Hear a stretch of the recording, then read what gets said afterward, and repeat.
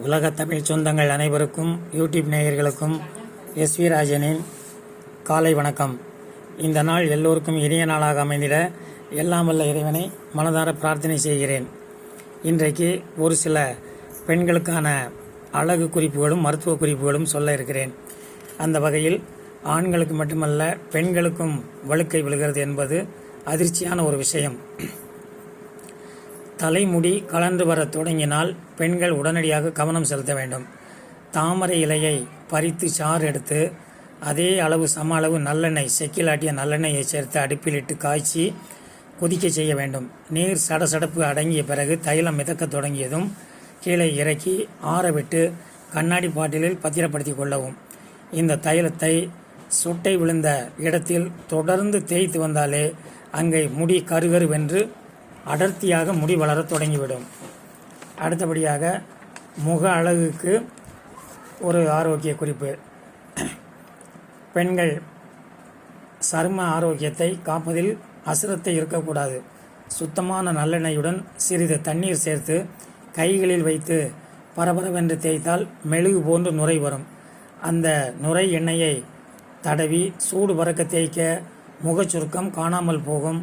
சருமம் காஷ்மீர் பட்டு போல் பளபளவென்று மின்னும். இயற்கையான ஒரு வைத்தியம் இது. அதேபோல் கண்களில் கருவளையம் இடுவது இரத்தம் கெட்டு போயிருப்பதற்கான ஒரு அறிகுறி. மருத்துவரிடம் ஆலோசனை செய்து இரத்த சுத்திக்கான மருந்து சாப்பிட வேண்டும். வைட்டமின் இ ஆயிலை தடவி வந்தாலும் கருவளையம் மறையும்.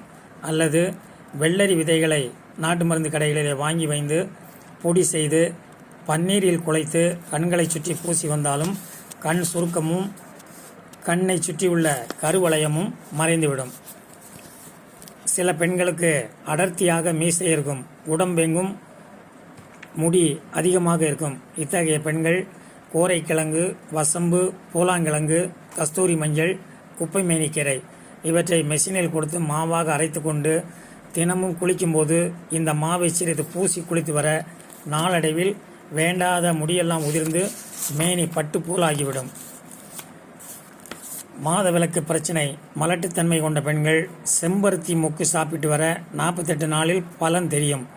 5 இதழ் கொண்ட சிவப்பு நிற செம்பருத்தி மொக்குகளை தினமும் அதிகாலையில் வெறும் வயிற்றில் மென்று சாப்பிடுங்கள். 3 அல்லது 4 அரும்புகள் சாப்பிட்டாலே போதும், அற்புத பலன் கிடைக்கும். இருந்தாலும் பெண்கள் இந்த விஷயத்தில் மட்டும் ஒரு மருத்துவரிடம் சென்று ஆலோசனை கேட்டு அதன் பிறகு இதை சாப்பிடுவது நலம் பயக்கும். பித்த கோளாறுகள், உடம்பில் உஷ்ணம் அதிகமாக இருந்தாலும் தலைமுடி நரைத்துவிடும். கறிவேப்பிலையை விழுதாக அரைத்து அதை 1/2 லிட்டர் தேங்காய் எண்ணெயில் கலந்து தடவி தேய்த்து வந்தால் நரைமுடி அகலும். கறிவேப்பிலையை மென்று தின்றாலும் பித்த கோளாறு அகலும்.